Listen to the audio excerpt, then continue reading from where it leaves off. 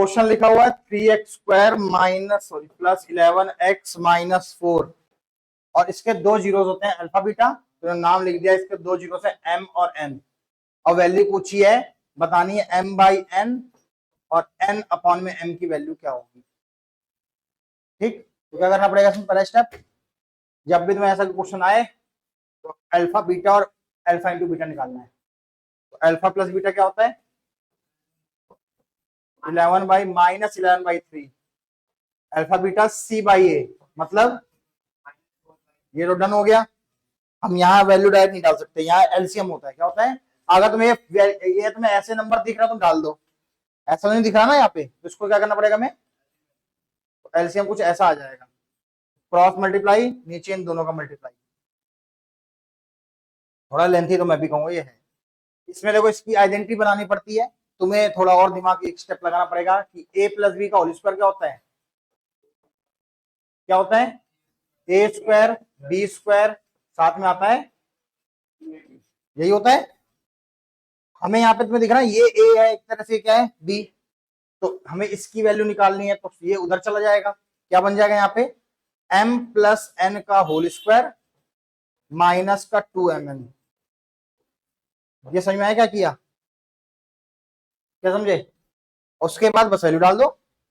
क्या लिखा है यहाँ पे m प्लस n का होल स्क्वायर, मतलब क्या है सम ऑफ जीरोस। क्या है, क्या होता है सम ऑफ जीरोस, इसलिए पहले निकाल लेना चाहिए। -11 अपॉन में 3 को कर दो 9 और इसको तो कर दो 21, 121 हो गया। कोई किसका प्लस में स्क्वायर कर दिया, -2 लिख दिया, mn ये है, तो 2 लिख के माइनस कितना आ जाएगा -4/3, ये वाला हमें यही चाहिए केवल। यहाँ पे कंपैरिजन कर लिया, वहां पे दिख रहा है, और नीचे क्या जाएगा माइनस का 4/3, और ये आगे सॉल्व हो जाएगा। नॉर्मल मल्टीप्लाई है, ये कोई भी सही है और कोई भी गलत कर सकता है, इसकी कोई गारंटी नहीं है। हो जाएगा ना। हाँ, अब तुम्हें नोट करने का मूड है तो कर लो। क्वेश्चन ये है, सॉल्व ये करना था, क्वेश्चन ये है, कर लो काम। अगला क्वेश्चन दे रखा है, इक्वेशन दे रखी है, इसमें से एक देखो k+1, फिर लिखा है x², फिर बोला kx, फिर बोला 1, बोला है इसका एक जीरो है -3। क्या बोला गया है, इसका दो जीरो होंगे, इसका एक जीरो कितना है -3। मान लेते हो क्या चाहिए तुम्हारा अल्फा मान लो, बीटा मान लो, तुम्हारी मर्जी है। बोला दूसरा जीरो क्या होगा, अब नहीं, उसने बोला k की वैल्यू क्या होगी। इसने बोला एक ऐसा नंबर दो रखा है, एक जीरोस का मतलब होता है नॉर्मली जितना पावर है उतने जीरो होंगे। जीरोस का मतलब होता है वैल्यू डालो तो आंसर जीरो आ रहा है। जीरोस का होता है अगर वो वैल्यू इसमें डाल दोगे आंसर क्या आएगा, और इसने बोला है -3 डालने पैसा होगा।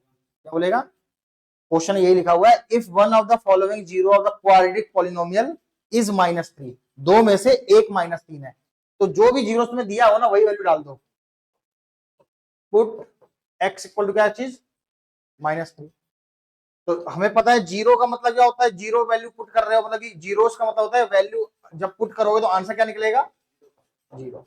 तो +1 इक्वल टू क्या बन जाएगा, ये सॉल्व हो जाएगा जितना भी है। k-1 यहाँ कितना आएगा 9, ये आ जाएगा तुम्हारा 3k माइनस का प्लस का 1 इक्वल टू 0, ये आएगा 9k -9 -3k plus 1 equal to 0, ये सॉल्व होगा 6k, ये होगा -8 इक्वल टू 0, k की वैल्यू 8/6 सॉल्व करने पे आएगी 3/2। तो इसका मतलब दूसरा जीरो क्या आ रहा है 3/2, नहीं k की वैल्यू आएगी। इसमें आगे बोला गया है दो जीरोस है 3 + √5/3, नहीं 5, एक ये है और अगला ये है।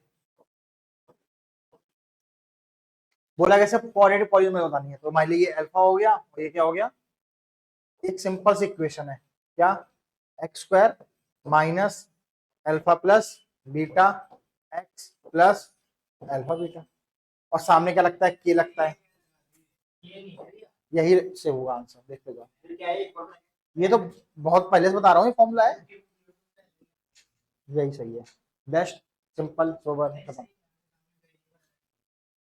क्या लिखा है उसमें? अल्फा बीटा चल रहा है और क्या होता है? जीरोस आएगा तो अल्फा बीटा कॉमन है, कुछ भी नाम ले लो, एक्स वाई लिख लो, पी क्यू लिख लो, क्या फर्क पड़ता है उससे? के का कोई खास रोल है नहीं, हटा देंगे बाद में जरूरत पड़ेगी तो। एक्स स्क्वायर कोई चेंज नहीं, अल्फा की वैल्यू क्या जाएगी? 3 प्लस √5 अपॉन में 5, यहाँ क्या आ जाएगा? 3 माइनस √5 अपॉन में 5, और यहाँ क्या होगा? मल्टीप्लाई। अल्फा और बीटा की वैल्यू डाल दी। अल्फा बीटा की वैल्यू ये क्या होता है? जीरोस क्या होते हैं? एक अल्फा होता है एक बीटा होता ये लोग सदियों से ही चल रहा है, सेकंड चैप्टर है भाई, सदियों से ही चल रहा है। जो जीरोस होते हैं वही तो अल्फा बीटा होता है, और क्या होता है अल्फा बीटा? बस तुम्हें सॉल्व क्या करना है इसमें, देखो के को कुछ कर नहीं सकते, एक्स स्क्वायर सेम, जब नीचे डिनोमिनेटर सेम हो तो ऊपर नॉर्मल ऐड हो जाते हैं, 3 और 3 कितना हो जाएगा? 6, √5 प्लस माइनस कैंसिल हो जाएगा, तो नीचे क्या बचा है? केवल 5, और साथ में क्या लिखा होता है? एक्स।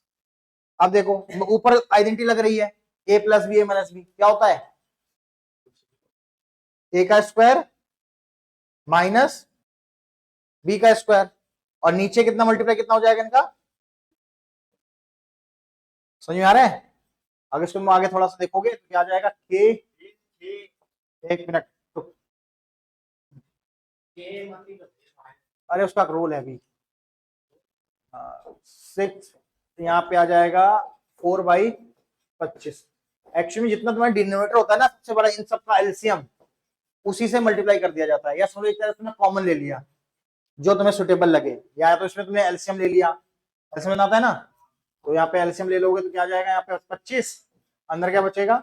ये हो जाएगा 25 के एक्स स्क्वायर, ये हो जाएगा 30x, ये हो जाएगा 4, और जो k/25 होता है ना यही हट जाता है लास्ट में सारा।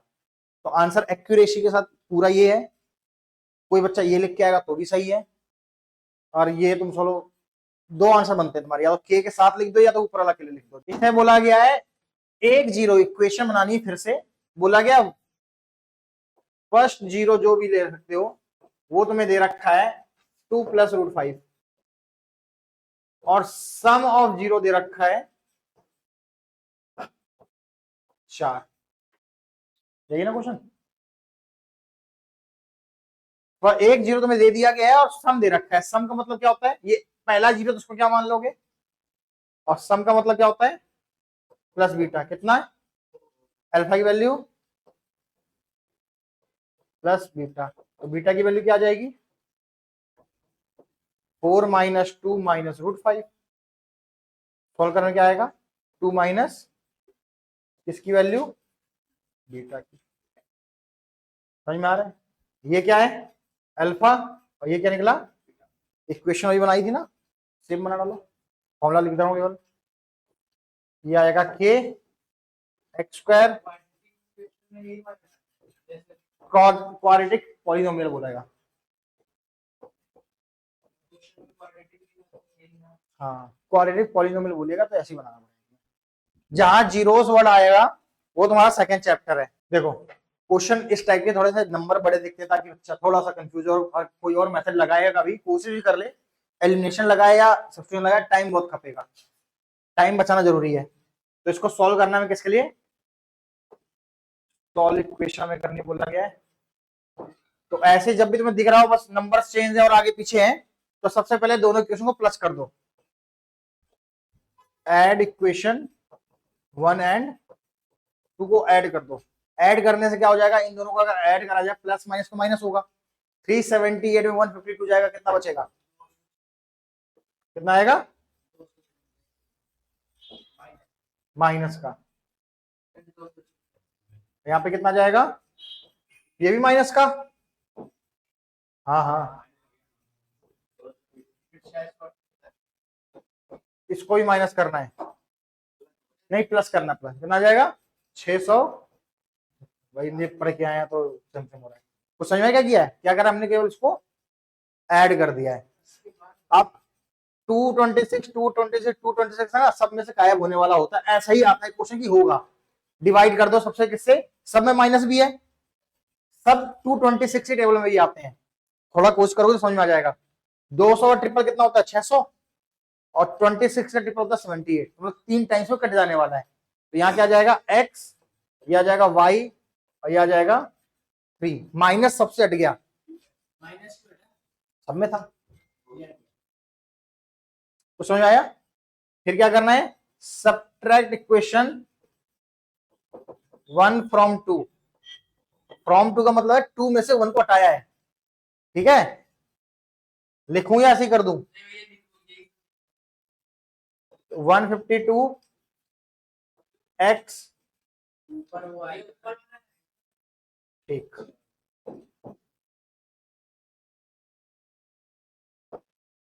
Minus 378 x plus 152 y equal to minus 604 plus 152 x 378 y minus 74। अब इसको क्या करना है? माइनस करेंगे, साइन चेंज, माइनस का प्लस, प्लस का फिर माइनस का प्लस, और प्लस का क्या हो जाएगा? अब ये दोनों ऐड होने वाले हैं। कितना हो जाएगा? ऐड होता है 0, कैरी गया 1, 3, कितना? 500 क्यों? हाँ 500, 530 कितना आएगा? x। अब ये दोनों प्लस के भी क्या जाएंगे? 530, और यहाँ भी 530 आने वाला है। कहाँ पे? यहाँ पे माइनस का आएगा, यहाँ प्लस का आएगा, ये भाई समझ रहा? वो भी माइनस है, ये भी माइनस का, सारे कैंसिल। सेम सेम नंबर क्या आएगा? सब में माइनस है, चलो कोई बात नहीं। एक्स वाला मैं नॉर्मल कोशिश करते हैं प्लस में रखें, एक्चुअल क्या रखते हैं? प्लस में। तो माइनस हटाएंगे तो यहाँ पे माइनस वाला ये एक्स हो जाएगा, ये माइनस वाला प्लस बन जाएगा, या प्लस वाला क्या बन जाएगा? माइनस, इक्वल टू में क्या जाएगा? 1। एक इक्वेशन है, और ये पहली बार कर लो, टाइम लग रहा है, खटपट हो जाएंगे। जितनी देर में तुम इसको मल्टीप्लाई करोगे ना, जैसे एलिमिनेशन यूज करते हैं, मल्टीप्लाई करना पड़ता है ना, बहुत मेहनत है, बहुत, और गलत होने के चांस है। तो ये सबसे बेस्ट मेथड है। एक क्वेश्चन ये है और एक ये, आराम से हो जाएंगी। ठीक है, 2 और 1 आंसर आएगा इसका। 2 और 1 कितना होता है? 3। 2 में से एक जाएंगे तो एक बचेगा। ये कोई कराने वाली कुछ है? खुद करके लाना। चलो मैं कराऊंगा, बोलो। ये ऐसा ही नंबर आएगा, और तीनों डिवाइड होने वाले हैं, तीनों नंबर डिवाइड हो जाते हैं। किससे? 226 से। थोड़ा सा कैलकुलेशन फास्ट करोगे, ये तो सेम है। 200 का डबल, 200 ट्रिपल 600, और 26 का ट्रिपल 78 होता है। तो ऐसा मतलब कुछ कर सकते हो तुम सोच। बोला गया डिस्टेंस बताना है पॉइंट इसका फ्रॉम द एक्स एक्सिस। कौन बताएगा? अगर इस पॉइंट को यहाँ पे लोकेट करूं, कहीं तो आएगा ना, तो एक्स एक्सिस से कितना दूर होगा? इसमें बोला गया है जब भी तुमसे कोई कोऑर्डिनेट बोला जाए कौन सी एक्सिस से दूर है, तो उसका अपोजिट वाली एक्सिस का नंबर दे। तो मतलब एक्स का पूछा है तो वाई का नंबर बोल। कितना आ गया? समझ में आया? कितना ही सिंपल लॉजिक है। सुना मेरी बात पहले? पूरी रामायण खत्म हो गई है, अब तू बोल रहा रावण कौन है? देख इधर, जो भी एक्सिस के बारे में बोलेगा, निकालने का पॉइंट पूछा है डिस्टेंस, तो वो एक्सिस छोड़ो, दूसरी वाली का नाम दे दो, तो क्या कहलाएगा? डिस्टेंस। डिस्टेंस वो अलग निकलेगा, 0 0 पॉइंट लेना पड़ेगा। एक x1 y1, ये क्या होगा? x2 y2, और आंसर आ जाएगा। अच्छा, एक और क्वेश्चन फिर से। अब यहां पे दिया गया माइनस, अब सेम क्वेश्चन का आंसर क्या निकलेगा? एक ऑप्शन और देता हूं, ई ऑप्शन देते हैं तुम्हें, -7। कितना तुम्हारा जल्दी बोल, अरे जो मुंह से भाई। 7 -7, सब बात 7 वाले समझदार बच्चे, क्योंकि डिस्टेंस कोई माइनस में नहीं होता। लंबाई नापते हो माइनस में आती है? नहीं ना, डिस्टेंस कभी भी माइनस नहीं हो सकता। तो इसका मतलब कोऑर्डिनेट तो वाई का ही बताना है, एक्स पूछे तो वाई का बताना है, लेकिन केवल नंबर, होल नंबर और माइनस का पता है कि कौन सा कोऑर्डिनेट, उसका कोई लेना नहीं है। समझ में आया? माइनस में काउंटिंग नहीं होती, मतलब डिस्टेंस नहीं होता। समझ में आया रीजन इसका? वो जानबूझ के ऐसे ई दे दिया ताकि तुम लोग ई बोल दो। सिंपल है, ये वैल्यू डालनी होती है 5 कॉट स्क्वायर, स्क्वायर को बांध दो कॉट 30 क्या होगा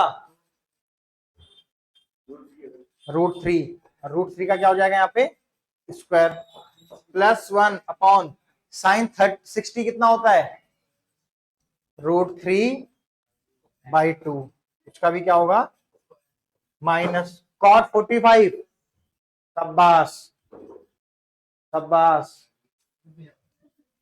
जल्दी शाबाश 1 होता है इसका आंसर। फिर साइन 90 0 शाबाश गधे हो 1 का स्क्वायर, ये आएगा 5 अपॉन में 3, ठीक है। ये 2 पर जाके 4 बनेगा, नीचे कितना आएगा 3 माइनस 1 प्लस 2, 4 भी बनेगा, अरे यार स्क्वायर नहीं है स्क्वायर है 4 बनेगा, ठीक है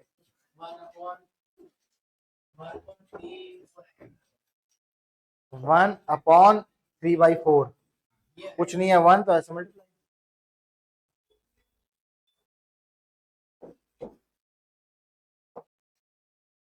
अब देखो या तो तुम एलसीएम ले लो या थोड़ा एक स्टेप और कर लो, 5/3 4/3 इसको सॉल्व करोगे आएगा प्लस का 1/1 एलसीएम कितना आएगा 3 5 4 3 12 3 4। बोला गया थीटा की वैल्यू एक्यूट एंगल है, खास काम आएगा नहीं, लेकिन तुमने 0 से 90 तक पढ़ा हुआ है तो एक्यूट ही आने वाला है, सिंपल अंडरस्टैंडिंग है तो ठीक है।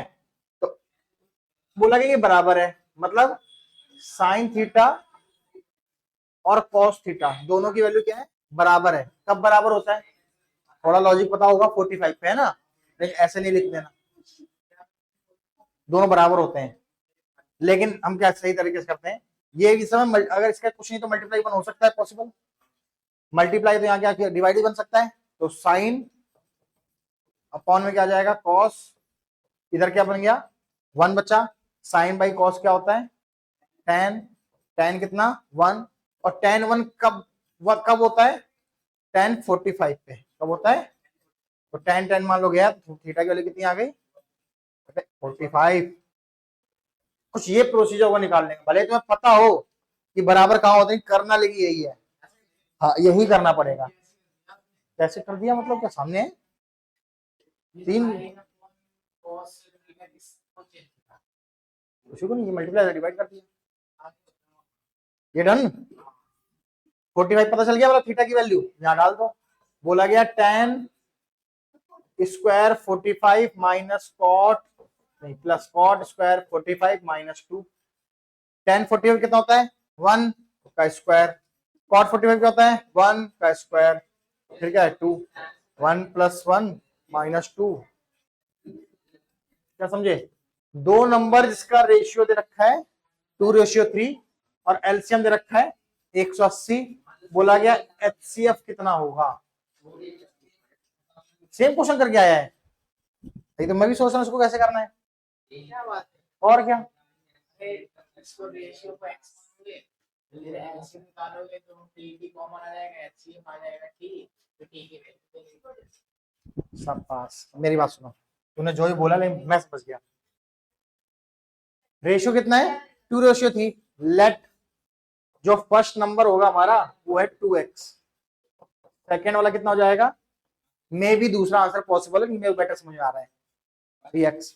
एलसीएम कैसे निकालते हैं, पहले 2x के फैक्टर बनाएंगे क्या बनेगा 2 × x, 3x के फैक्टर बनाएंगे क्या बनेगा 3 × x। जब एलसीएम की बारी आती है करने की तो पहले जो कॉमन है वो लिख दो, फिर बचे हुए नंबर लिख दो, कुछ यही तो होता है। और इक्वल टू एलसीएम कितना है हमारे पास, तो ये इसको 3 दूनी 6 से डिवाइड कर दो, कितना आ जाएगा ये 30, तो इसका मतलब ये नंबर कितना है 60, ये नंबर कितना है 90, 60 और 90 का एचसीएफ कितना होता है, क्या समझे, सब समझ गए। Sum of zeros and product of zeros बताना है, तो सम ऑफ जीरोस क्या होता है इक्वल टू -b/a, और अल्फा बीटा क्या होता है